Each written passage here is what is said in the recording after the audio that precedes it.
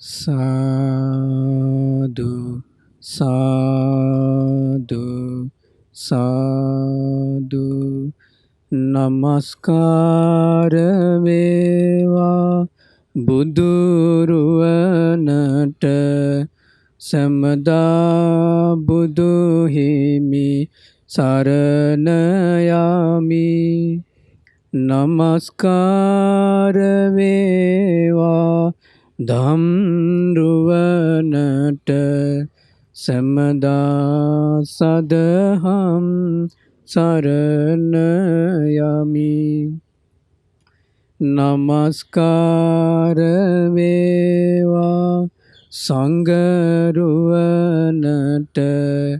සමදා මහා සංඝ සරණ යමි නමස්කාර වේවා තුනුරුවනට සමදා තිසරණ සරණ යමි සාදු සාදු සාදු අපගේ ගුරු දේවෝත්තම කල්යාණ මිත්‍ර පින්වත් ලොකු ස්වාමීන් වහන්සේට අප හැම දෙනාගේම নমස්කාරය වේවා සාදු සාදු සාදු අද දවසේ ධම්ම පූජා සඳහම් දේශනාව සඳහා අනුග්‍රහය දරන්නේ කිතුළුවෙල රොටුඹ මාතර යන ලිපිනේ පදිංචි පින්වත් පත්මිනී විමල ගුණරත්න මහත්මිය තමයි අද දවසේ මේ උතුම් දහම් ධම්ම පූජා ධර්ම දේශනාව සඳහා දායකත්වයෙන් දරන්නේ.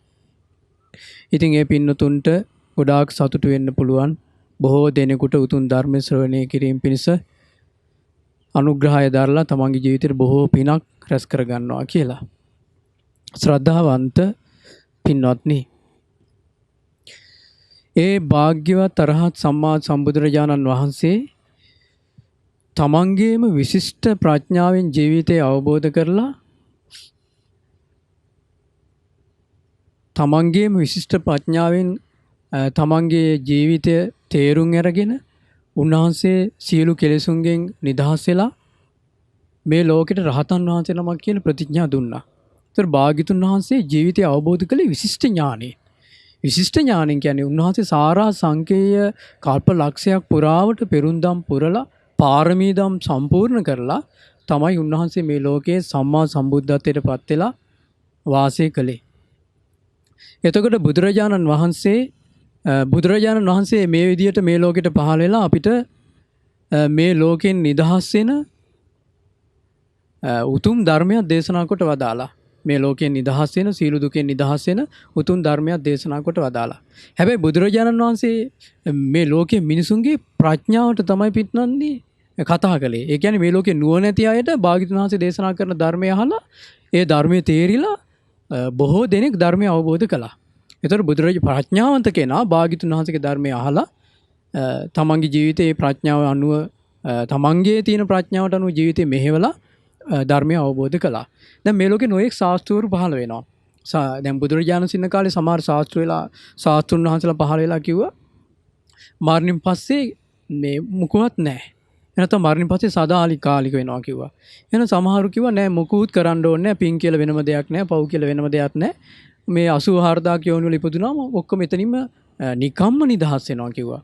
සමහරු කිව්වා මේවා මේ ඉබේ හටගත්තේ, මේ ඉබේම නැති වෙලා යනවා. මේ වගේ නොඑක් දෘෂ්ටි ලෝකේ තිබුණා. නොඑක් ශාස්ත්‍රවරු ලෝකේ පහළ වුණා.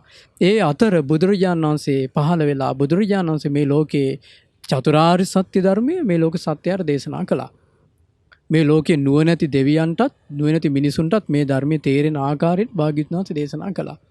ඒතර බුදුරජාණන් වහන්සේගේ විශේෂත්වය තමයි බුදුරජාණන් වහන්සේ විශිෂ්ට ඥාණයෙන් අවබෝධ කළා තමයි දේශනා කළේ මේ ධර්මයේ. ලෝකේ නොඑක් ශාස්ත්‍රවරු නොඑක් දෘෂ්ටි වලට ඇවිල්ලා දේශනා කරනවා. දැන් අද කාලෙත් කියන්නේ අපිට මට යාඥා කරන්න. ඒතකොට මට යාඥා කරා මම ඔබට පිහිට වෙනවා. ඔබ මට භක්තියෙන් යුතුව වාසය කරන්න. එතකොට මම ඔබට පිහිට වෙනවා කියනවා. හැබැයි ප්‍රඥාවට කතා කරන්නේ නැහැ.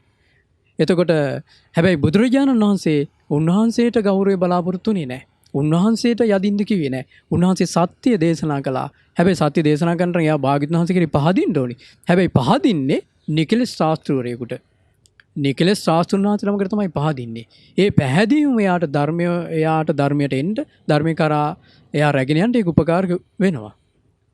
ඒතර පින්නන්දි ඒක නිසා බුදුරජාණන් වහන්සේ දේශනා කරපු ධර්මය කුමක්ද කියලා අපි දැනගන්නේ ඒ භාග්‍යතුන් වහන්සේ වදාළ උතුම් ධර්මයේ තුලින්. ඒතර භාග්‍යතුන් වහන්සේ ඒ විශිෂ්ට ඥාණයෙන් අවබෝධ කරගත්තු ඒ මිහිරි සී සද්ධර්මයේ දෙව් මිනිස් ලෝකයාට ඊටාම පැහැදිලි ලෙස දේශනා කොට වදාලා. ඒතර භාග්‍යතුන් වහන්සේ දේශනා කරපු දේශනාවක් තියෙනවා. මේ දේශනාව පින්වත්නි සඳහන් වෙන්නේ සංයුත්ත නිකායේ මේ දේශනාවේ නම පුප්පයි සූත්‍රය. ඒ කියන්නේ පියුමක් උපමා කොට වදාළ දේශනාව. ඉතින් බුදුරජාණන් වහන්සේ මේ දේශනාව භික්ෂුන් වහන්සේලාට දේශනා කරන්නේ බුදුරජාණන් වහන්සේ සවැත් නුවර වැඩ ඉද්දි භාග්‍යවතුන් වහන්සේ දේශනා කරනවා නාහම් භික්කවේ ලෝකේන විවදාමි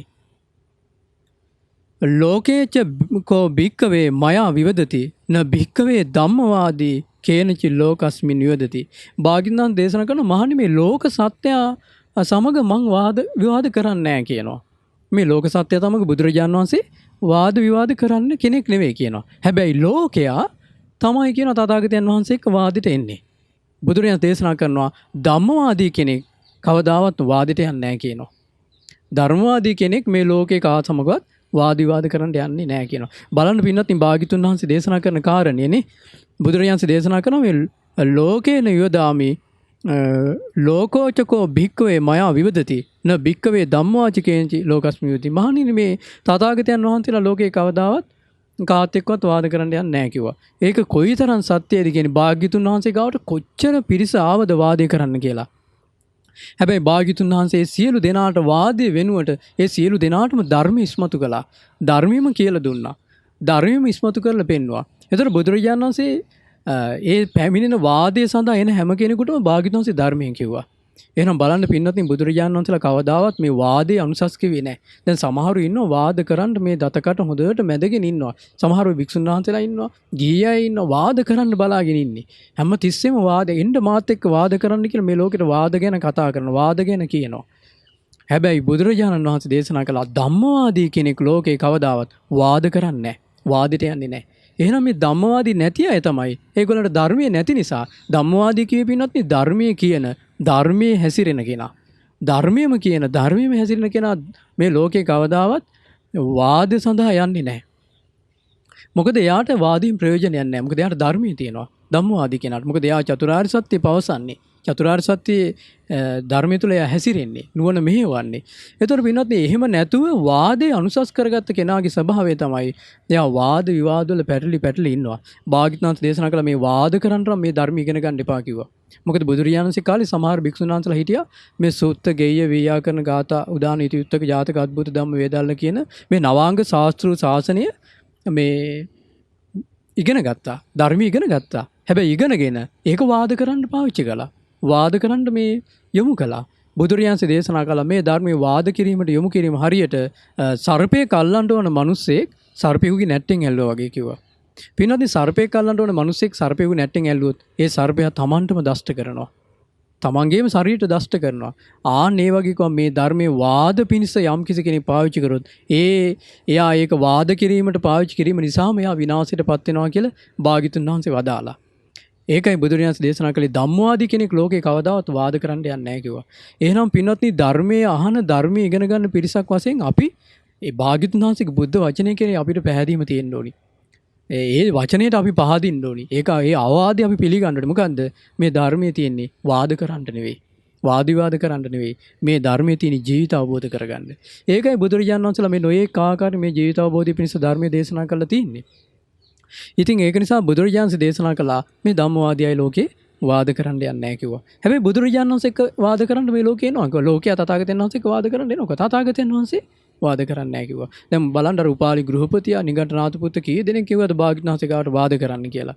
ඉතින් මේ වගේ නොයේක් අය වාද කරන්න කියලා සත්‍යක බුදුරජාණන් වහන්සේ ගාවට ආවේ කොහොමද වාද කරන්න කියලා. නමුත් ඒ සියලු දෙනාම භාග්‍යවතුන් වහන්සේගේ දහම් පරයයවල් අහලා ඒගොල්ලන්ගේ ජීවිතය තුළ ජීවිතය ඇත්ත තේරුම් ගන්න අවස්ථාව ලැබුණා. භාග්‍යවතුන් වහන්සේ ධර්ම දේශනා කරපු නිසා. ඉතින් බුදුරජාණන් දේශනා කරන මහණෙනි මේ ලෝකයේ මහා නුවණැතියන් විසින් යමක් නැත කියලා සම්මත කරලා තියෙනවාද මමත් ඒක නැත කියලාමයි කියන්නේ. බුදුරජාණන් වහන්සේලා මොකද්ද දේශනා කරන්නේ? මේ ලෝකේ මහා නුවණ ඇති අය ඉන්නවා. ප්‍රඥාවන්ත අය ඉන්නවා. පඬිත අය ඉන්නවා. ආන්නේ පඬිත අය මේ ලෝකේ යමක් නැත කියලා තියනවාද? බුදුරජාණන් වහන්සේලාත් ඒක නැත කියලා තමයි කියන්නේ. ඒ වගේම මේ ලෝකේ පඬිත අය නුවණ ඇති අය මේ ලෝකේ යමක් ඇත කියලා කියනවාද? තථාගතයන් වහන්සේලාත් ඒක ඇත කියලා කියනවා. එතකොට පින්වත්නි මේ ලෝකේ පඬිත අය කවුද? නුවණ ඇති අය කවුද? බුදුරජාණන් වහන්සේ මේ ලෝකේ පඬිත අය කියලා බුදු කෙනෙක් දේශනා කරන්නේ නම් තවත් බුදු කෙනෙක් ගැනමයි. තවත් ශාස්ත්‍රුන් වහන්සේ නමක් ගැනමයි. එහෙම නැත්නම් මේ ක්‍රීනාසෝ රහතන් වහන්සේ නමක්, පසේ බුදුරජාණන් වහන්සේ නමක් ඇරෙන්න නම් පින්වත්නි ලෝකේ බුදු කෙනෙක් වගේ සමාන පඬිත කෙනෙක් ලෝකේ දකින්න ලැබෙන්නේ නැහැ. ඒතර මේ ලෝකේ මහා නුවණැතියන් පඬිතයන් වහන්සේලා මේ ලෝකේ යමක් නැහැ කියලා කියනවනම් බුදුරජාණන් වහන්සේ කියන්නේ තේ කාරණේක මේ ඒක නැහැ කියලා කිව්වා. මේ ලෝකේ පඬිතය මේ ලෝකේ යමක් ඇත කියලා තියෙනවා නම් තව ඒ පඬිතයන් වහන්සේලා ඇත කියන දෙයමයි බුදුරජාණන් වහන්සේ කියන්නේ ඇත කියලා භාග්‍යවතුන් වහන්සේ දේශනා කළා. ඒතර බුදුරජාණන් වහන්සේ දේශනා කරනවා මහණෙනි මේ ලෝකේ මහා නුවණැතියන් විසින් නැත කියලා සම්මත කරලා තියෙන මමත් ඒක නැත කියලා කියන එක යමක් ඇද්ද? ඒ මොකද්ද කියලා ඇහුවා. බුදුරජාණන් දේශනා කරනවා රූපම් භික්කවේ නිච්ඡන් දුවන් සස්සතං අවිපරිණාම ධම්මං නත්ති සම්මතං ලෝකේ පණ්ඩිතානං අහම්පිතං නත්තිත වදාමි. නත්තිති වදාමි. බුදුරජාණන් දේශනා කළා මේ ලෝකේ මහා නුවණැති අය නිට්ටය වූ ස්ථීර වූ සනාතන වූ නොයනස් ස්වභාවයට අයත් රූපයක් නැහැ කියලා තමයි සම්මත කරලා තියෙන්නේ. එහෙනම් පින්නත් මේ ලෝකේ නුවණැති මොකද්ද කියලා තියෙන්නේ? නිට්ටය වූ ස්ථීර වූ සනාතන වූ වෙනස් වෙන ස්වභාවයට, ඒ කියන්නේ වෙනස් නොවන ස්වභාවයට අයත් වූ රූපයක් නැහැ කියලා තමයි සම්මත කරලා තියෙන්නේ. එහෙනම් මේ ලෝකේ කවදාවත් පින්වත්නි මහා පඬිතය යමක් සම්මත කරාද? ඒක ඒ විදිහමයි. ඒක වෙනස් වෙන්නේ නැහැ. දැන් බුදුරජාණන් වහන්සේගේ ඥානයක් තියෙනවානේ. තානංච තානතෝ අට්ඨානංච අට්ඨානතෝ යථාභූතං පජානාති. ඒ කියන්නේ භාග්‍යවතුන් වහන්සේලා දේශනා කරන සිද්ධ වෙන්න පුළුවන් දේ සිද්ධ වෙන්න පුළුවන් දේ හැටියටත් සිද්ධ වෙන්න බැරි දේ සිද්ධ වෙන්න බැරි දේ හැටියටත් භාග්‍යවතුන් වහන්සේ ඒ ආකාරයෙන්ම ඥානයක් තියෙනවා. එතකොට මේ ලෝකේ මේ බුදුරජාණන් වහන්සේලා යමක් මෙහෙම වෙනවා කිව්වනම් ඒක වෙනවා. මෙහෙම සිද්ධ වෙන්නේ නැහැ කිව්වනම් ඒක සිද්ධ වෙන්නේ නැහැ. එතකොට මේ ලෝකේ පඬිතය කියනවා නිට්ටය වූ ස්ථීර වූ සදාකාලික වූ සනාතන වූ නොවන ස්වභාවයට අයත් රූපයක් නැහැ කියලා. එතකොට බුදුරජාණන් වහන්සේ දේශනා කරන මහණනි මා කියන්නේත් ඒක තමයි කියනවා. මේ ලෝකේ නිට්ටය වූ ස්ථීර වූ සදාකාලික වූ නොවන ස්වභාවයට අයත් රූපයක් නැහැ කියලායි තථාගතයන් වහන්සේත් කියන්නේ කිව්වා. ඒතර මේ ලෝකේ මහා නුවණැතිය යමක් කියලා තියනවද? ඒක තමයි කොහොම බුදුරජාණන් වහන්සේ දේශනා කරන්නේ. ඊළඟට බුදුරජාණන්සේ දේශනා කරනවා මේ ලෝකේ මහා පඬිතය නුවණැතිය කියනවා මොකද්ද කියන්නේ? නිට්ටය වූ ස්ථීර වූ සනාතන වූ නොවන ස්වභාවයට අයත් වූ වේදනාවක් නැත කියලා තමයි සම්මත කරලා තියෙන්නේ. ඒතර පඬිතය කියලා තියෙනවා එහෙම එකක් නැහැ කියලා. බුදුරජාණන් වහන්සේ කියන්නේත් ඒක කිව්වා. ඊළඟට බුදුරජාණන් දේශනා කරන මේ ලෝකේ මහා පඬිතය නුවණැති අය නිට්ටය වූ ස්ථිර වූ සනාතන වූ නොවන ස්වභාවයට අයත් වූ සංඥාවක් නැත කියලා සම්මත කරලා තියෙන්නේ. භාග්‍යවතුන් වහන්සේ කියන්නේත් ඒක කිව්වා. ඊළඟට මේ ලෝකේ නුවණැති අය පඬිතය මොකද්ද සම්මත කරලා තියෙන්නේ? නිට්ටය වූ ස්ථිර වූ සනාතන වූ නොවන ස්වභාවයට අයත් වූ චේතනාවක් සංස්කාර නැත කියලායි භාග්‍යවතුන් වහන්සේ කියන්නේත් ඒක කිව්වා. ඊළඟට බුදුරජාණන් දේශනා කරන මේ ලෝකේ නුවණැති අය පඬිතය කියලා තියෙන මොකද්ද කියන්නේ? නිට්ටය වූ ස්ථිර වූ සනාතන වූ නොවන ස්වභාවයට අයත් වූ විඥානයක් නැත කියලා තමයි සම්මත කරලා තියෙන්නේ කිව්වා. තථාගතයන් වහන්සේත් කියන්නේ මේ නිට්ටය වූ ස්ථිර වූ සනාතන වූ නොවන ස්වභාවයට අයත් වූ රූපයක් නැත කියලායි. ඒතර බලන්න පින්නත් මේ නුවණැතිය කියලා තියෙන කාරණේනේ. මේ නිට්ටය වූ ස්ථිර වූ සනාතන වූ නොවන ස්වභාවයට අයත් වූ රූපයක් නැහැ. වේදනාවක් නැහැ. සංඥාවක් නැහැ. ඊළඟට චේතනාවක් නැත. ඊට පස්සේ විඥානයක් නැත කියලායි මේ ලෝකේ නුවණැතිය සම්මත කරලා තියෙන්නේ. අපි භාග්‍යවතුන් වහන්සේත් ඒක තමයි කියන්නේ කිව්වා. බුදුරජාණන් දේශනා කළා තියෙනවා. ඒතකොට මේ ලෝකේ නුවණැති අය මහා නුවණැතියන් විසින් නැත කියලා සම්මත කරලා තියෙනවාද? මමත් ඒක නැත කියලා කියන්නේ. ඒ කියන්නේ පින්වත්නි නිට්ටය වූ දෙයක් පංච උපාදානස්කන්ධයක් නැහැ. ඒක තමයි භාග්‍යවත් බුදුරජාණන් වහන්සේ දේශනා කරන්නේ. ඉතින් බුදුරජාණන් වහන්සේ මේ විදියට දේශනා කළා භාග්‍යවත් දේශනා කරනවා මහණෙනි මේ ලෝකේ මහා නුවණැතියන් විසින් ඇත කියා යමක් සම්මත කරලා තියෙනවාද මමත් ඒක ඇත කියලා කියන්නේ කිව්වා. ඒතර මේ ලෝකේ මහා නුවණැති අය ඉන්නවා. මහා පඬිත අය ඉන්නවා. ඒතර බුදුරජාණන් වහන්සේලා ඉන්නවා. ඒ බුදුරජාණන් වහන්සේලා මේ ලෝකේ ඇත කියලා යමක් කියනවාද? අපේ බුදුරජාණන් වහන්සේ දේශනා කළා. භාග්‍යතුන් වහන්සේ කියන්නේ ඒ කාරණේ කිව්වා. මොකද්ද මහණෙනි මේ ලෝකේ අනිත්‍ය වූ දුක්ඛ වූ වෙනස් ස්වභාවයට අයත් වූ රූපයක් ඇත කියලයි මේ ලෝකේ සම්මත කරලා තියෙන්නේ. ඒතර පින්වත්නි බුදුරජාණන් වහන්සේ දේශනා කළා තථාගතයන් වහන්සේත් මා කියන්නේ තෙබඳු රූපයක් ඇත කියලයි. මොකද්ද? අනිත්‍ය වූ දුක්ඛ වූ වෙනස් ස්වභාවයට අයත් වූ රූපයක් ඇත කියලා තමයි බුදුරජාණන් වහන්සේලා දේශනා කරන්නේ. ඒතර බලන්න පඬිතයන් වහන්සේලා යමක් පැනෙව්වද? භාග්‍යතුන් වහන්සේ කියන්නේ ඒකමයි කිව්වා. අනිත්‍ය වූ දුක්ඛ විපරිණාමයටපත් වෙන රූපයක් ඇත කියලා. ඒතර පින්වත්නි බුදුරජාණන් වහන්සේ මේ කියපු කාරණය අපි මේක තේරුම් ගන්න තියෙන ප්‍රඥාවෙන්. මොකද බුදුරජාණන් වහන්සේලා මේ ලෝකේ මේ ධර්මයේ දේශනා කරන්නේ ප්‍රඥාවන්ත කෙනාට. එතකොට දැන් සමහර වෙලාවට මේ බුදුරජාණන් වහන්සේ වදාළ ධර්මය අපි අහලා මේක මෙතනින්ම අතහැරියොත් අපි මේක කල්පනා කරේ නැත්තම් අපි මේ ජීවිතයට ගලපා ගන්න අපි මහන්සිුනේ නැත්තම් අපිට මේක මෙතනින් අහන වෙලාවෙ මේක අමතක වෙලා යනවා. ඒතර අපි මේ ධර්මය අපේ ජීවිතයට ගලපා ගන්න ඕනි. එතකොට පින්වත්නි බුදුරජාණන් වහන්සේ මේ විදියට මේ අනිත්‍ය වූ දුක්ඛ වෙනස් ස්වභාවයට අයත් වූ රූපයක් ඇත කියලා මේ ලෝකේ යම් පඬිතයන් වහන්සේලා නුවණැතියන් වහන්සේලා සම්මත කරලා තියනවාද? අපේ භාග්‍යතුන් වහන්සේත් ඒක දේශනා කරනවා. ඒතර පින්වත්නි මේ රූපය කියන්නේ මොකක්ද මේ? මේ රූපය කියන්නේ සතර මහා ධාතුන්ගෙන් හටගත්තු මෞපියන් නිසා උපන් ඉලීම් පිරිමැදීම් බිඳීම් මිශ්‍රීම් ආදී උරුම කරගත්තු මේ ආහාර නිසා පවතින එක. මේ අපි හැමදෙනෙක්ම පරිහරණය කරන රූපය. ඒතර මේකේ තියෙන්නේ පඨවි ධාතුවට අයිති දේවල්. ආපෝ ධාතුවට අයිති දේවල්. තේජෝ ධාතුවට අයිති දේවල්. ඒතර මේ රූපයේ ස්වභාවය තමයි මේක සීතලින් නැසී යනවා. උණුසුමින් නැසී යනවා. බඩගින්නෙන් පිපාසයෙන් රෝග දැන් බලන්න වෛරස් වලින් මේ ලක්ෂ ගණන් මිනිස්සු මැරෙනවා. ඊළඟට යුද්ධ වලින් ගොඩාක් මිනිස්සු මැරෙනවා. ඒතර මේ රූපය කියන්නේ නැසී වෙනසී යන ස්වභාවයට අයිති එකක්. එහෙනම් මේ රූපය අනිත්‍යයි. මේක වයසට යාමට අයිති. මේ රූපය අනිත්‍යයි. මේකේ කෙලවරක් නැති රෝග හට ගන්නවා. මේක රූපය අනිත්‍යයි. යමක් එතකොට බුදුරජාණන් ඒකයි මහා පඬිතෙන් වහන්සේලා මේ ලෝකේ පනවලා තියෙන්නේ අනිත්‍ය වූ දුක්ඛ විපරිණාමයටපත් වූ රූපයක් තියෙනවා කියලා. ඇයි මේ රූපයේ ඇත්ත ස්වභාවය තමයි මේක අනිත්‍යයි. එතකොට අනිත්‍ය වූ නිසා මේක දුකට අයිති. අනිත්‍ය වූ දුක්ඛ වෙනස් වෙන ස්වභාවයට අයත් වූ රූපයක් තියෙනවා කියලා ඒකයි මේ බුදුරජාණන් වහන්සේලා දේශනා කරන්නේ. මේ රූපයේ ස්වභාවය මේක අනිත්‍යයි. මොකද මේක හේතු ප්‍රත්‍යයෙන් හටගත්තු එකක්. දැන් අපි කෑම ගන්න නැතුව එක දවසක් හිටියොත් අපිට ඊළඟ දවසේ අමාරුයි. දවස් 3-4ක් හිටියොත් අපිට කලන්තේ දාලා නැගිට ගන්න බැරි තත්ත්වයකටපත් වෙනවා. ඇයි මේක ආහාරත් එක්ක තියෙන්නේ? ආහාර ප්‍රත්‍යයෙන් තියෙන්නේ. එතකොට මේක නාවන්න ඕනි. එතකොට මේක වෙලා අසනීප හැදෙද්දි බෙහෙත් දෙන්න ඕනි. එතකොට මේක නොයෙක් හේතු ප්‍රත්‍යයෙන් පවතන එකක්. පවත්ව තියාගන්න එකක්. එතකොට පින්වත්නි මෙහි රූපයේ ස්වභාවය මේක අනිත්‍යයි කියලා බුදුරජාණන් වහන්සේ දේශනා කළා. ඉතින් අනිත්‍ය නම් ඒක ඒකාන්තයෙන්ම දුකටයි. ඒකනේ බුදුරජාණන් වහන්සේ මේ පංච උපාදානස්කන්ධය දුකයි කියලා චතුරාර්ය සත්‍ය දේශනා කරන වෙලාවේ හකුලවා කිව්වොත් පංච උපාදානස්කන්ධය දුකයි කියලා භාග්‍යවතුන් වහන්සේ දේශනා කළා. ඇයි මේවා තමයි වයසට යන්නේ, ලෙඩ වෙන්නේ, මැරෙන්නේ.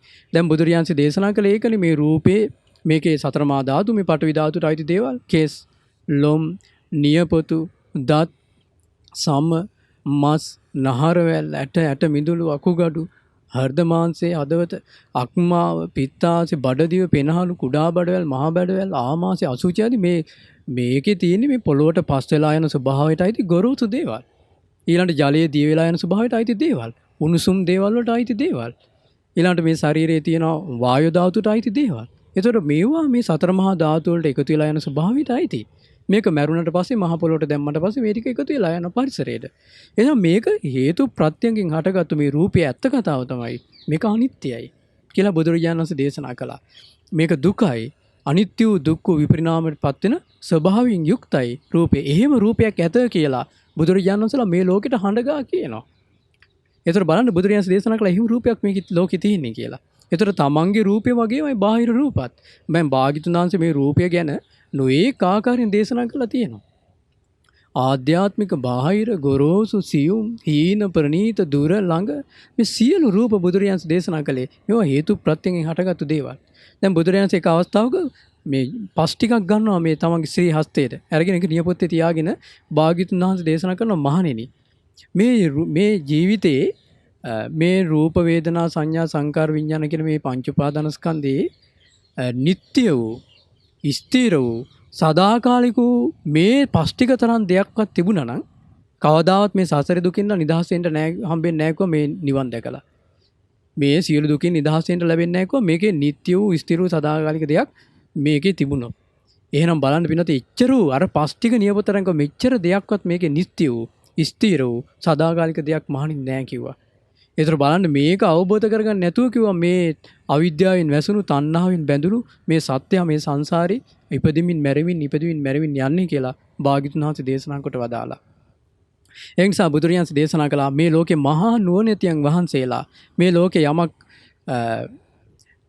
අනිත්‍ය වූ දුක්ඛ වූ වෙනස් වෙන ස්වභාවයට අයත් වූ රූපයක් ඇත කියලා සම්මත කළ තියෙනවාද තථාගතයන් වහන්සේ කියන්නේත් ඒක කිව්වා.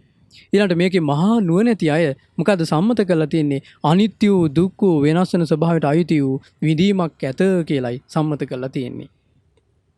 අපේ භාග්‍යවතුන් වහන්සේ දේශනා කරන්නේ ඒ විදිහටමයි කිව්වා. අනිත්‍ය වූ දුක්ඛ විපරිණාමයටපත් වෙන විඳීමක්. දැන් බලන්න පින්වත්නි අපි මේ ආයතන හය ඔස්සේ ඇහැ මුල් කරගෙන අපිට සැප දුක් විඳීම් හට ගන්නවා.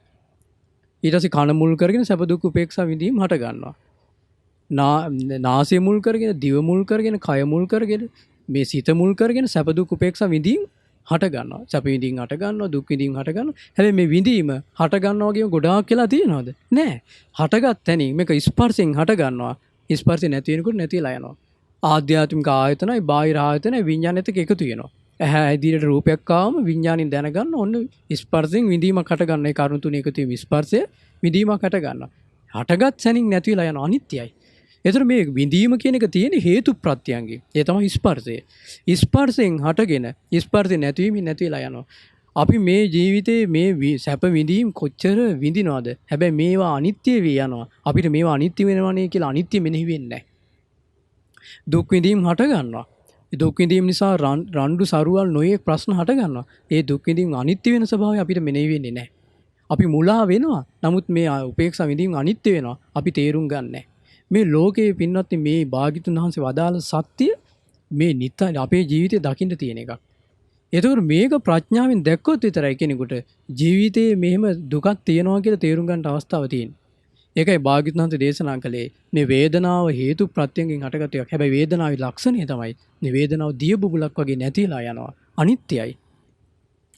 අනිත්‍ය නිසාම ඒක දුකට අයිති. අනිත්‍ය වූ දුක්ඛ විපරිණාමයටපත් වෙන විඳීමක් ඇත කියලා බුදුරජාණන් වහන්සේලා මේ ලෝකෙට හඬ ගහලා කියනවා.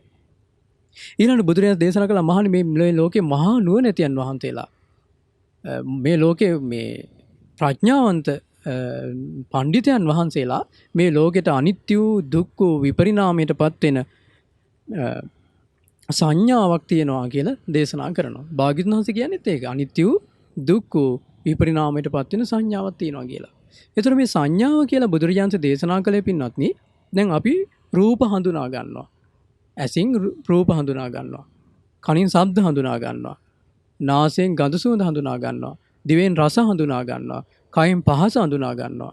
ඊට පස්සේ හිතට අරමුණු හඳුනා ගන්නවා. මනසට එන අරමුණු හඳුනා ගන්නවා. ඒතර මේ හඳුනා ගැනීම තමයි සංඥාව කිව්වේ.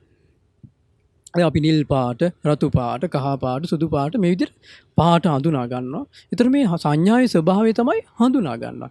හැබැයි සංඥාව හටගන්නේ ස්පර්ශ ප්‍රත්‍යයෙන්.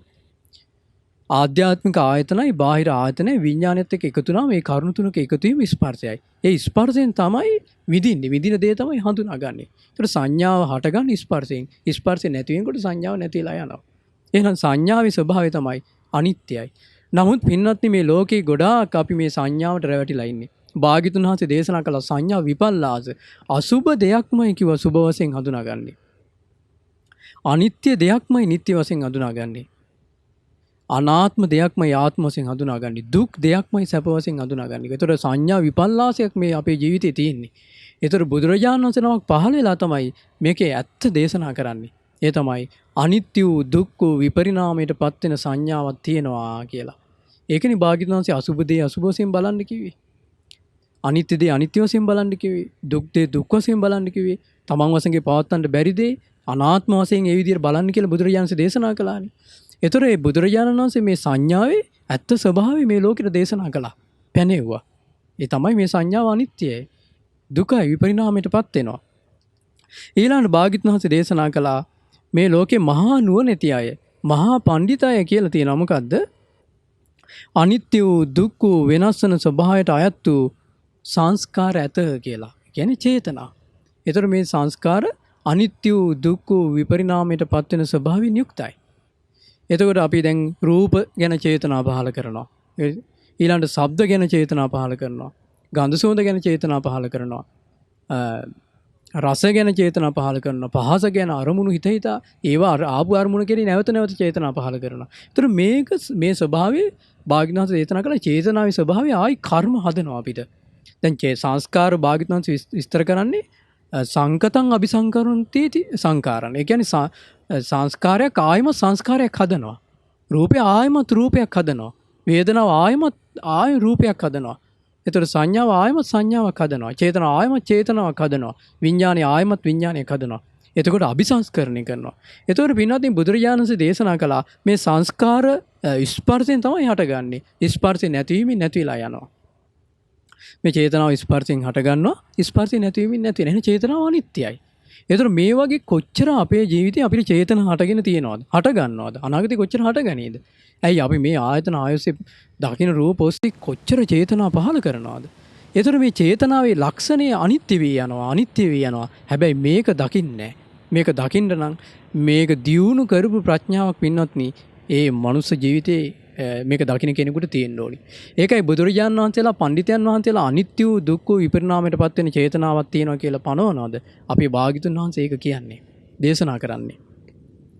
ඊළඟට බුදුරජාණන් වහන්සේ දේශනා කරනවා මේ ලෝකේ මහා නුවණැති අය අනිත්‍ය වූ දුක්ඛ වූ විපරිණාමයට පත් වෙන විඥානයක් ඇත කියලායි සම්මත කරලා තියෙන්නේ. මහණෙනි මා කියන්නේත් ඒ විදිහටමයි කියනවා. අනිත්‍ය වූ දුක්ඛ වූ විපරිණාමයට පත් වෙන විඥානයක් ඇත කියලායි. එතකොට බුදුරජාණන් වහන්සේ දේශනා කළා මේ විඥානය හටගන්න ඇහි. එතකොට ඒකට කියන චක්කු විඥානය. මේ විදිහට කනේ විඥානය හට ගන්නවා. නාසයේ විඥානය හට ගන්නවා. දිවේ විඥානය හට ගන්නවා. කයේ හට ගන්නවා. මනසේ හට ගන්නවා. එතකොට මේ විඥානය ආයතන හයේම හට ගන්නවා. බුදුරජාණන් වහන්සේ දේශනා කරන මේ විඥානය නාම රූප ප්‍රත්‍යයෙන් හටගෙන තියෙන්නේ. මොකද පින්වත්නි සතර මහා ධාතුත් දැන් අපි කතා කරන්නේ රූපය ගැන සතර මහා ධාතුන්ගේ හටගත් වේදනාව ගැන සංඥාව ගැන චේතනාව ගැන. ඒතර මේ නාම රූප ඊළාට මේකට ස්පර්ශය තමයි මේව හටගන්න මුල්ුනේ. වේදනාව සංඥාව චේතනාව. ඒතර මානසිකාරය කියන මේ කරුණු එකතු වීමෙන් කිව්වා මේ විඥානය හටගන්නේ නාම රූප ප්‍රත්‍යයෙන්. සමහර අවස්ථාවල බුදුරජාණන් දේශනා කරන මහණිය අසත් රූපයක් නිසා විඥානය හට ගන්නවා. කනත් ශබ්දයක් නිසා විඥානය හට ගන්නවා. ඒතර මේ විඥානයේ ස්වභාවය හේතු ප්‍රත්‍යයෙන් හටගන්නේ. ඒතර මේ නාම රූප ප්‍රත්‍යයෙන් හටගන්න විඥානය හැම තිස්සෙම මේ විඥානය හටගෙන නැති වෙලා යනවා. හටගෙන නැති වෙලා යනවා. ඒතර බුදුරජාණන් දේශනා කළා මේ විඥානයේ ස්වභාවය මායාවක් වගේ කිව්වා. ඇයි මේක මැජික් කාර්යයක් වගේ මේ ජීවිතේ ක්‍රියාත්මක වෙනවා. මේ විඥානයේ ආයිමත් මෞකසක බැසගන්නේ මේ විඥානයමනේ මේ අවිද්‍යාසහගත විඥානය තමයි නාම රූපත් එක්ක මේ සාහිස දිගින් දිගට මේ සංසාරේ පැවැත්ම ගෙනියන්නේ. ඒතර බුදුරජාණන් දේශනා කළ මේ විඥානයේ ස්වභාවය මේක අනිත්‍යයි. දැන් බලන්න අපිට විඥානයේ දවසකට අපි කල්පනාවෙන් හිටියොත් කොච්චර අපේ ජීවිතේ මේ ආයතන හය ඔස්සේ විඥානය හටගෙන නැති වෙලා යනවද? එහෙනම් විඥානය අනිත්‍යයි. අනිත්‍ය නිසාම දුකට අයිති අනිත්‍ය වූ දුක්ඛ විපරිණාමයට පත් වෙන විඥානයක් තියෙන්නේ කියලා බුදුරජාණන් දේශනා කළා. ඒකයි බුදුරජාණන් මේ පංච උපාදානස්කන්ධය ගැන නොඑක ආකාරයෙන් බලන්න කිව්වා. රූපේ පේන පිටක් වගේ බලන්න කිව්වා. වේදනාව දියබුබුලක් වගේ නැති වෙලා යනවා වගේ බලන්න කිව්වා. සංඥාව නිකන් මිරිගුවක් වගේ දකින්න කිව්වා.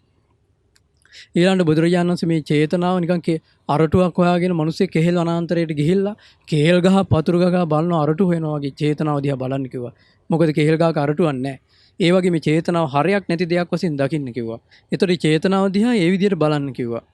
ඊළඟ විඥානයේ මායාව කතරමං අන්දියක මැජික් පෙන්වනවා මැජික් කාර්යයක් වගේ දකින්න කියලා බුදුරජාණන් දේශනා කළා.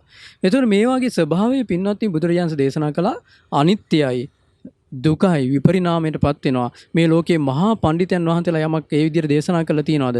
අපේ භාග්‍යතුන් වහන්සේ දේශනා කරන්නේ ඒ විදිහට කියලා බුදුරජාණන් දේශනා කළා. බුදුරජාණන් ඒ විදිහට දේශනා කළා භාග්‍යතුන් වහන්සේ දේශනා කරනවා මහණෙනි ලෝකේ ලෝක ධර්මයක් තියෙනවා.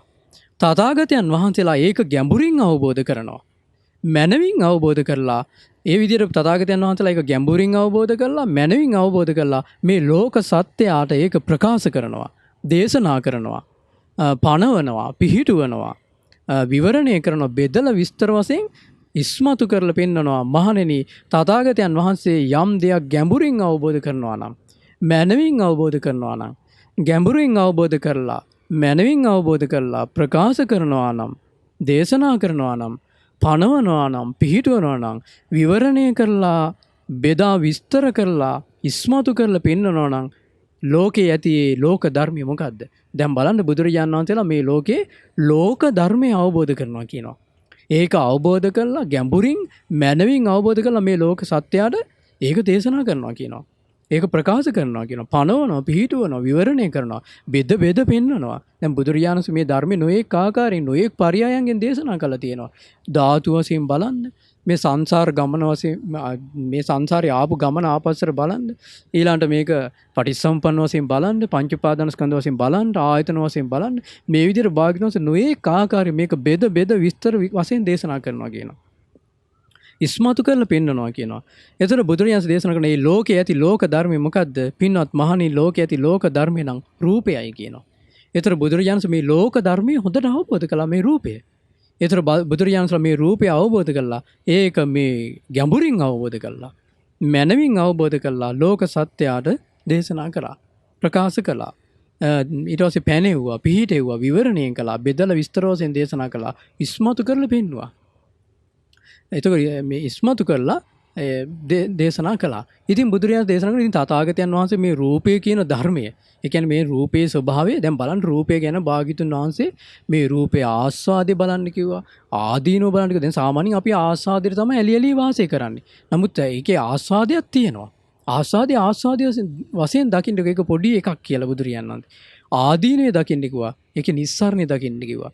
ඊළඟ රූපේ හට ගැනීම නැතිවීම නැති වෙන මාර්ගය දකින්න කිව්වා. මේ විදිහට බුදුරජාණන් මේ රූපය ගැන මෙච්චර විස්තර වශයෙන් බෙදා පෙන්නලා තියද්දිත් දේශනා කරලා තියද්දිත් පනවලා තියද්දිත් මේ බුදුරජාණන් දේශනා කරන විවරණය කරලා තියද්දිත් ඉස්මතු කරලා තියද්දිත් මහණෙනි ඉතින් යමෙක් මේක අවබෝධ කරගන්නේ නැත්තම් නුවණින් දකින්නේත් නැත්තම් පින්වත් මහණෙනි ඒ බාල වූ පෘථග්ජන වූ අන්ධ වූ ඇස් නැත්තා වූ නොදන්නා වූ නොදක්නා වූ කෙනාගෙන මම මොකක් කරන්නද කියනවා. බලන්න භාග්‍යතුන් වහන්සේ දේශනා කරන්නේ මෙච්චර තථාගතයන් වහන්සේ මේක විවිධාකාරයෙන් මේක ඉස්මතු කරලා දේශනා කරලා තියද්දි ගැඹුරින් අවබෝධ කරලා ඉතින් මේක දකින්න නැත්තම් එයා අන්ධයි නම් ඇස් නැත්තම් ඒ නොදන්නා නොදක්නා කෙනාගෙන මොකක් කරන්නද කියනවා. බලන්න බුදුරජාණන් වහන්සේලානේ ඇයි භාග්‍යතුන් දේශනා කිංති කරෝමි මේ ගැන මොකක් කරන්නද කියනවා. ඇයි බුදුරජාණන් වහන්සේලා මේක මේ ධර්ම ධාතුව අවබෝධ කරලා මේක නොඒක ආකාරයෙන් දේශනා කරලා තියෙන්නේ. ඒතර පින්වත්නි මේකට මේ වගේ ධර්මයක් අවබෝධ කරගන්න කොච්චර පුණ්‍ය ශක්තියක් සංසාරේ තියෙන්න ඕනිද? ඒතර මේ වගේ ධර්මයක් කෙරෙහි සිත පහදවා ගන්න කොච්චර පුණ්‍ය ශක්තියක් තියෙන්න ඕනද? මේ බුදුරජාණන්සේ යදින එකක් අහස දිහා බලාගෙන එහෙම එකක් නෙවෙයි කියන්නේ. මේ ජීවිතේ තමන්ගේ දිහා බලන්න කියන්නේ. මේක තමන්ගේ දිහා බලලා තමන්ගේම ප්‍රඥාවෙන් අවබෝධ කරගන්න ධර්මයක් බුදුරජාණන් වහන්සේ දේශනා කරන්නේ. ඒකයි භාග්‍යවතුන් වහන්සේ මේක බලන්න කියලා දේශනා කළේ මේ විදිහට. ඊට පස්සේ බුදුරජාණන් දේශනා කරන මහණෙනි මේ ලෝකයේ ඇති ලෝක ධර්මය නම් වේදනාව කියනවා.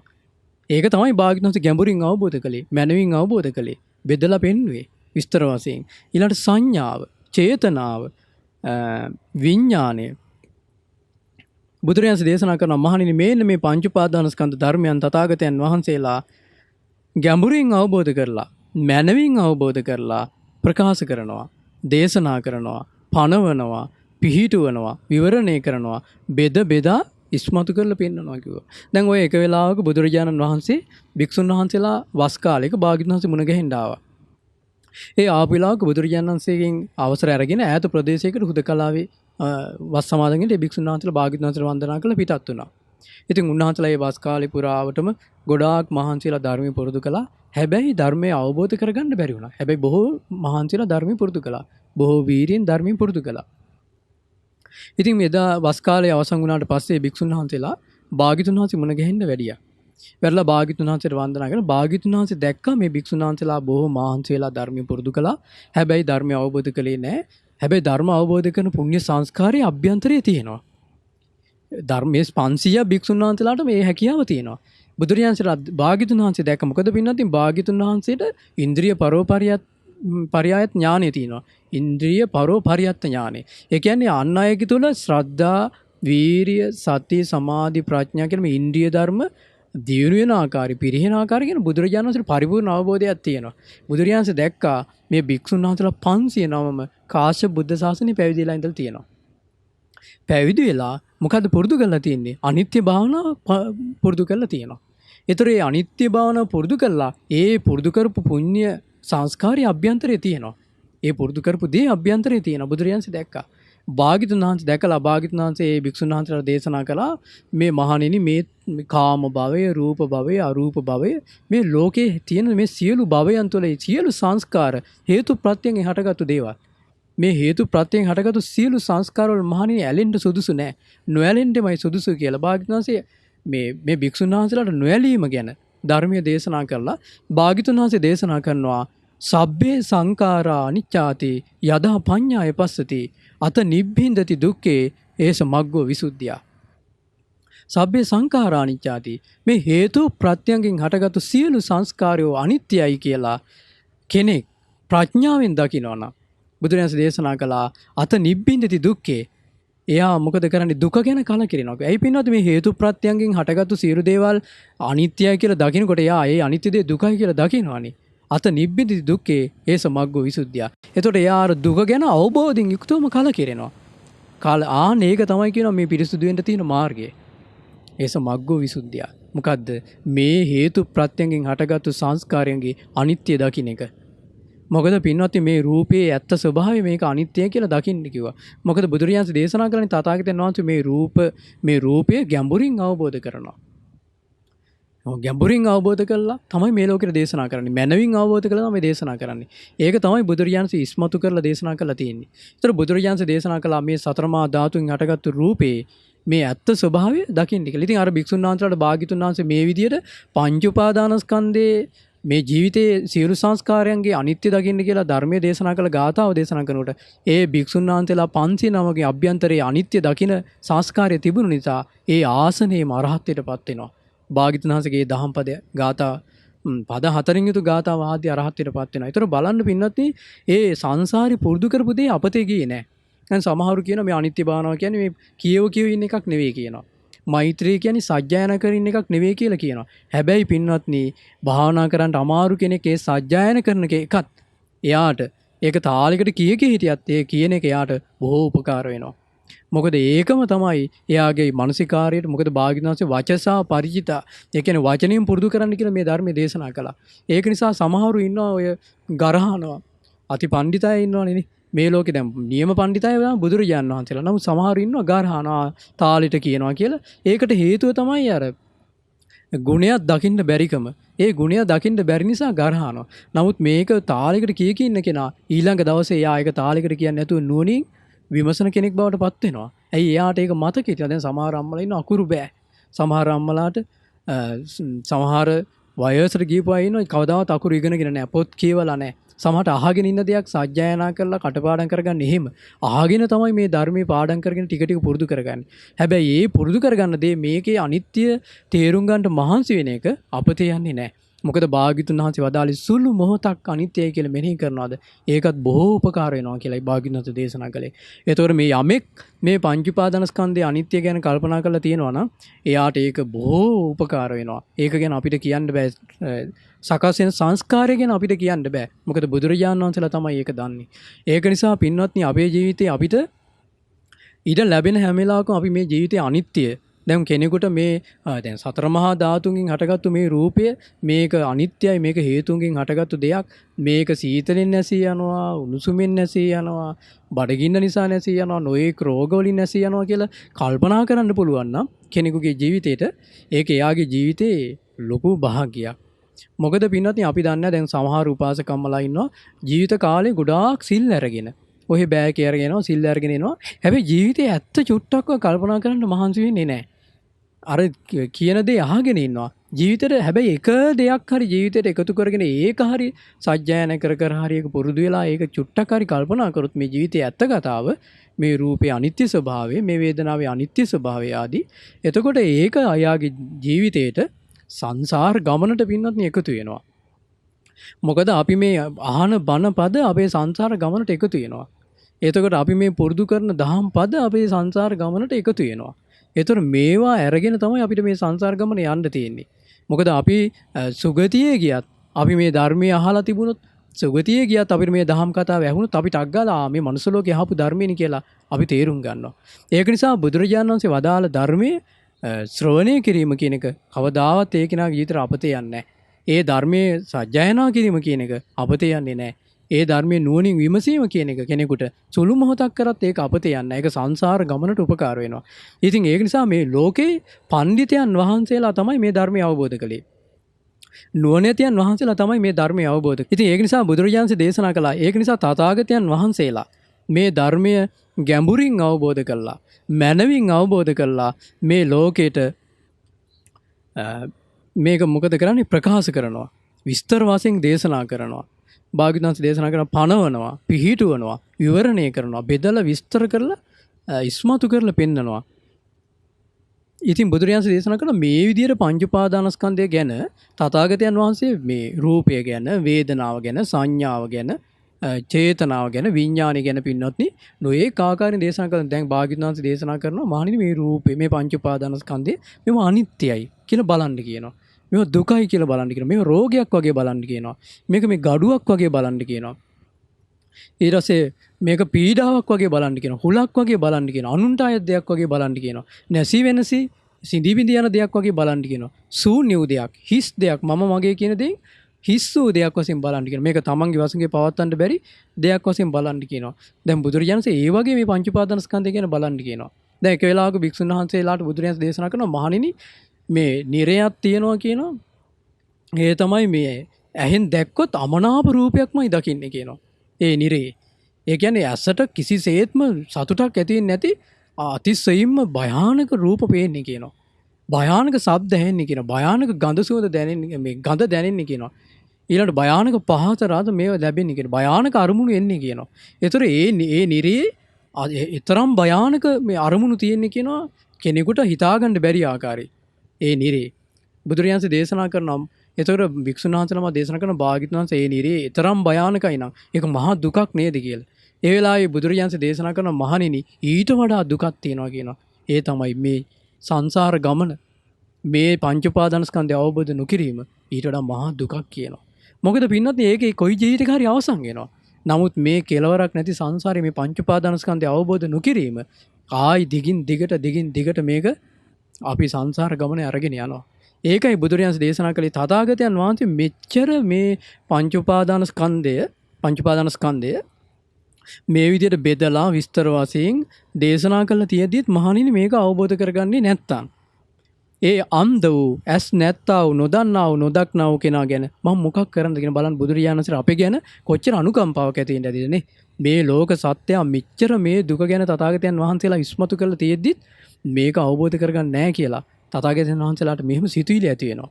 ඉතින් බුදුරජාණන් වහන්සේ මෙහෙම දේශනා කරන පින්වත් මහණෙනි ඒ විදිහට දේශනා කළා. ඒක මේ වගේ දෙයක් කියනවා. ජලයේ හැදිලා ජලයේ වැඩිලා ජලයෙන් උඩ නැගුණු මානෙල් මලක් හරි රතු නෙළුම් මලක් හරි සුදු නෙළුම් මලක් හරි තියෙනවා. හැබැයි ඒක ජලයේ නොගෑවි තියෙන්නේ. පින්නොත් ජලයේ හැදිච්ච ඔය නෙළුම් මල්, මානෙල් මල්, සුදු නෙළුම් මල් හරි මේ තියෙනවා. හැබැයි මේ නෙළුම් මල් උඩට ආවට පස්සේ ඒක ජලයේ නොගෑවි තමයි තියෙන්නේ. මහණෙනි ඕන ඔය විදිහමයි කියනවා. තථාගතයන් වහන්සේලා මේ ලෝකයේ තුල වැඩිලා ලෝකේ යටපත් කරගෙන ඉන්නේ කියනවා. තථාගතයන් වහන්සේලා මේ ලෝකෙමයි කියන මනුස්ස ලෝකේ පහළ වෙන්නේ. හැබැයි මේ ලෝකයේ ඉක්මවා ගිහලා උන්වහන්සේලා ඉන්නේ. මේ මුළු ලෝකෙම යටපත් කරගෙන ඉන්නේ. ඇයි උන්වහන්සේලා අවබෝධ ඥාණයෙන් ඉහළට ගිහිල්ලා ඉන්නේ. තථාගතයන් වහන්සේලා මේ ලෝකය සමග ගෑවිලා නොගෑවිලා ඉන්නේ කියනවා. ගෑවිලා නෙවෙයි. මේ ලෝකයේත් සමග තථාගතයන් වහන්සේලා ගෑවින්නේ නැහැ. ඇයි උන්වහන්සේලා මේ ලෝකෙ ඉක්මවා ගිහිල්ලා. උන්වහන්සේලා මේ ලෝක ධාතුව අවබෝධ කළා. උන්වහන්සේලාට මේ ලෝකේ රහස් නැහැ. උන්වහන්සේලා මේ ලෝකේ සත්‍ය අවබෝධ කළා. ඒක නිසා බුදුරජාණන් වහන්සේලා මේ ලෝකයේත් එක්ක එකතු වෙලා නෙවෙයි ඉන්නේ කියනවා. එහෙනම් බලන්න පින්නත් භාග්‍යතුන් වහන්සේ මේ ලෝකේ ඉක්මවා ගියා. රහතන් වහන්සේලා මේ ලෝකේ ඉක්මවා ගියා. එතකොට මාර්ගඵලලාභී අයත් සංසාරේ සෝතාපන්න කෙනෙක් වුණත් පින්නත් ආත්ම භාව 7න් මේ ලෝකෙ ඉක්මවා යනවා. ආත්ම භාව 7යි උපරිම යන්න තියෙන්නේ. එතකොට බලන්න මේ ධර්මයට ආපු කෙනෙකුට තියෙන රැකවරණේ. මෙතන බුදුරජාණන් වහන්සේගේ ධර්මයෙන් තමයි මේ රැකවරණේ ඒ කෙනාගේ ජීවිතයට හදලා දෙන්නේ. ඒක නිසා බුදුරජාණන් වහන්සේ දේශනා කළා. ඒක නිසා මහණින් තථාගතයන් වහන්සේ මේ ලෝකේ හරියට අර නෙළුම වගේ කිව්වා. නෙළුම මේ ජලයේ හැදිලා උඩට ඇවිල්ලා පිපිලා ලෝකෙට සුවඳ හමලා පාර වෙලා යනවා. තථාගතයන් වහන්සේලාත් ජලයේ නොගෑවි මේ මඩහා නොතැවරි මේ ලෝකේම පහළ වෙලා තථාගතයන් වහන්සේලා මේ ලෝකේම වැඩිලා ලෝකේ යටපත් කරගෙන ලෝකයේත් එක්ක එකතු වෙන්නේ නැතුව වාසය කරනවා කියලා බුදුරජාණන් වහන්සේ දේශනා කළා. එහෙනම් බලන්න බුදුරජාණන් වහන්සේ මේ දේශනා කරලා අර කිවි භාග්‍යවතුන් දේශනා කරන ඉතින් මේක අවබෝධ කරගන්න නැත්නම් තථාගතයන් වහන්සේලා මොනව කරන්නද කියලා භාග්‍යවතුන් වහන්සේ මේ විදිහට දේශනා කළා. ඒතර පින්වත්නි අපි මේ දේශනා කරපු මේ දේශනාවේ භාග්‍යවතුන් වහන්සේ දේශනා කරනවා මේ ලෝකේ දැන් අපි පංච උපාදානස්කන්ධය ගැනනේ බුදුරජාණන් වහන්සේ දේශනා කළේ. මේ ලෝකේ පඬිතයන් වහන්සේලා නුවණැතියන් වහන්සේලා අවබෝධ කරගන්න ධර්මයක් ගැන බුදුරජාණන් වහන්සේ දේශනා කළා. ඒතර පඬිතයන් වහන්සේලා නුවණැතියන් වහන්සේලා යමක් නැත කියලා කියනවාද? ඒ නිට්ටය වූ ස්ථිර වූ සනාතන වූ වෙන නොවෙනස් ස්වභාවයට අයත් වූ රූපයක් වේදනාවක් සංඥාවක් චේතනාවක් විඥානයක් නැහැ කියලා අපේ භාග්‍යවතුන් වහන්සේ කියන්නේ ඒක කිව්වා. ඊළඟට අනිත්‍ය වූ දුක්ඛ වූ විපරිණාමයටපත් වෙන රූපයක් වේදනාවක් සංඥාවක් චේතනාවක් ඇත කියලා මේ ලෝකේ පඬිතයන් වහන්සේලා නුවණැතියන් වහන්සේලා කියනවා. භාග්‍යවතුන් වහන්සේ කියන්නේත් ඒක කිව්වා. මේ විදිහට භාග්‍යවතුන් වහන්සේ පංච උපාදානස්කන්ධයේ ගැන කියලා භාග්‍යවතුන් දේශනා කරනවා මේ ලෝකේ මේ ලෝක ධර්මය ඒ තමයි රූපය වේදනාව සංඥාව චේතනාව විඥාන කියන මේ ලෝක ධර්මයේ තථාගතයන් වහන්සේලා ගැඹුරින් අවබෝධ කළා මනවින් අවබෝධ කළා මේක ලෝක සත්‍යයට විස්තර වශයෙන් දේශනා කරනවා කියලා බුදුරජාණන් වහන්සේ වදාලා. ඒ ඉතින් බුදුරජාණන් දේශනා කළා මෙහෙම දේශනා කරද්දි කෙනෙක් අවබෝධ කරගන්න නැත්නම් තථාගතයන් වහන්සේලා කුමක් කරන්නද කිව්වා. මොකද තථාගතයන් වහන්සේලා මේ ලෝකේ නොගෑවි ලෝකයන්ගෙන් වෙන් වෙලා වාසය කරනවා කියලා බුදුරජාණන් වහන්සේ දේශනා කළා. ඒක නිසා පින්වත්නි බුදුරජාණන් වහන්සේ වදාළ මේ පංච උපාදානස්කන්ධයේ අනිත්‍ය ගැන සඳහන් වෙන මේ උතුම් ශ්‍රේෂ්ඨ ධර්මය අපිට මේ ජීවිතයේ මේ ධර්මය ගැන සිත පහදවා ගන්න ඒ වගේම සිත පහදවාගෙන ඒ භාග්‍යතුන් වහන්සේ අවබෝධයෙන් සරණ ගිහිල්ලා ධර්මයේ සරණ ගිහිල්ලා සංඝ රත්නයේ සරණ ගිහිල්ලා අපිටත් බුදුරජාණන් වහන්සේ වදාළ මේ සිල් ගුණ දන් අපේ ජීවිතේ පුරුදු කරගෙන අපි හැම දිනාටම මේ උතුම් දහම් පරයයන් අපේ ජීවිතයට තව තවත් ඉගෙනගෙන තව තවත් ධර්මයේ ශ්‍රවණය කළා අප හැම දිනාටම උතුම් චතුරාර්ය සත්‍ය ධර්මය අවබෝධ කරගන්න වාසනාව ලැබෙත්වා. සාදු සාදු සාදු. පින්වත්නි අද දවසේ මේ ධම්ම පූජා සඳහම් දේශනාව සඳහා අනුග්‍රහය දරන්නේ කිතුලවෙල රොටුම්බ මාතර යන ලිපිනේ පදිංචි පින්වත් පත්මිනී විමල ගුණරත්න මහත්මිය ඇතුළු ඒ පවුලේ පින්වතුන්. ඉතින් ඒ අය බලාපොරොත්තු වෙනවා වලස්මුල්ල මූලික රෝහලේ සේවයේ නියතු සිටියදී මියගිය මීට මාස 3කට පෙර මේ හදිසි අනතුරකින් මිය පරලෝකීය වීරසිංහ හෙට්ටිගේ ජයතිලක මහතාට පින් අනුමෝදන් කරන්න බලාපොරොත්තු වෙනවා.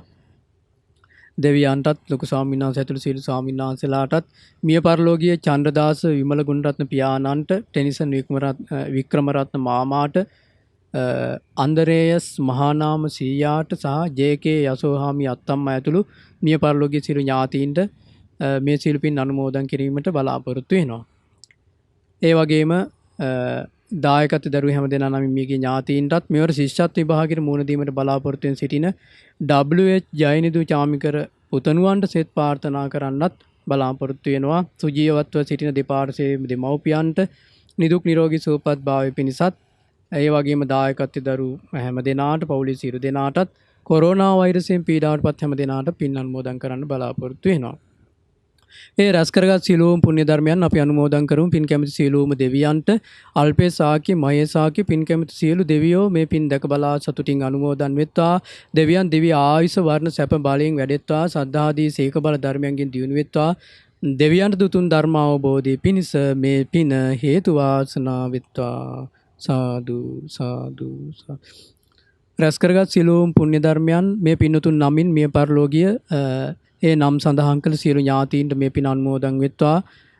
වීරසිංහ හෙට්ටිගේ ජයතිලක මහත්මයාට මේ පින් අනුමෝදන් වෙත්වා. ඒ වගේ මිය පරලෝකීය චන්ද්‍රදාස විමල ගුණරත්න පියාණන්ට ටෙනිසන් වික්‍රමරත්න මාමාට අන්දරේස් මහානාම සීයාට ජේ.කේ යසෝහාමි අත්තම්මා ඇතුළු මිය පරලෝකීය සියලුම ඥාතීන්ට ධර්මයේ ශ්‍රවණය කළ හැම දෙනා නමින් දායකත්ව දරුවෝ හැම දෙනා නමින් මියගිය සියලු ඥාතීන්ට මේ පින් අනුමෝදන් වෙලා ඒ අයගේ පරලෝක ජීවිත සුඛී සුවපත් භාවයට පත් වෙත්වා. සසර දුකින් අත මිදීමේ වාසනාව උදා වෙත්වා. සාදු සාදු සාදු. රැස් කරගත් සියලුම පුණ්‍ය ධර්මයන් අපගේ ගුරු දේවෝත්තම කල්යාණ මිත්‍ර පින්වත් ලොකු ස්වාමීන් වහන්සේට මේ පින් අනුමෝදන් වෙත්වා. මහමෙවුනා වාසී රට ලෝක වාසී සියලුම පින්වත් ස්වාමීන් වහන්සේලාට මේ පින් අනුමෝදන් වෙත්වා. නිදුක් නිරෝගී සුවපත් භාවය සලසෙත්වා උතුම් චතුරාර්ය සත්‍ය ධර්මය අවබෝධ කරගන්න මේ පින් හේතු වාසනා වෙත්වා සාදු සාදු සාදු. ඒ වගේම රැස් කරගත් සියලුම පුණ්‍ය ධර්මයන් අද දවසේ ධම්ම පූජා සඳහා දේශනාව සඳහා දායකත්වයේ දරන පත්මිනී විමල ගුණරත්න මහත්මියට මේ පින අනුමෝදන් වෙත්වා. ඒ වගේ මෙවර ශිෂ්‍යත්ව විභාගයට මුහුණ දීමට බලාපොරොත්තු වෙන ඒ WH ජයනිදු චාමිකර පුතණුවන්ට මේ පින අනුමෝදන් වෙත්වා. සුජීවත්ව සිටින දෙපාර්ශ්ව දෙමව්පියන්ට මේ නිදුක් නිරෝගී සුවපත් භාවය පිණිස මේ පින අනුමෝදන් වෙත්වා. ඒ වගේම දායකත්වයේ දරූ හැම දෙනාටත් කොරෝනා වෛරස හේතුවෙන් රෝගාතුර පීඩාවට පත් වෙලා සිටින රට ලෝකවාසී පින්තුන් හැම දෙනාට මේ පින අනුමෝදන් වෙත්වා. ශ්‍රද්ධා මාසික ධර්ම දාන සමාජිකයන් හැම දෙනාට මේ පින අනුමෝදන් වෙත්වා. සියලු දෙනාටම නිදුක් නිරෝගී සුවපත් භාවය සැලසෙත්වා. අධ්‍යාපන කටයුතු දරුවන්ගේ සුවසේ කරගෙන යන්න වාසනාව සැලසෙත්වා. මේ රැස් කරගත් සෑම පිනක්ම හැම දෙනාටම උතුම් චතුරාර්ය සත්‍ය ධර්මය අවබෝධ කර ගැනීම පිණිසම හේතු වාසනා වෙත්වා. සාදු සාදු සාදු. හැම දෙනාටම තෙරුවන් සරණයි. නමෝ බුද්ධාය. මෙවැනි වටිනා ධර්ම දේශනා ශ්‍රවණය කිරීමට ශ්‍රද්ධා ඩේලි YouTube චැනලය සබ්ස්ක්‍රයිබ් කරන්න.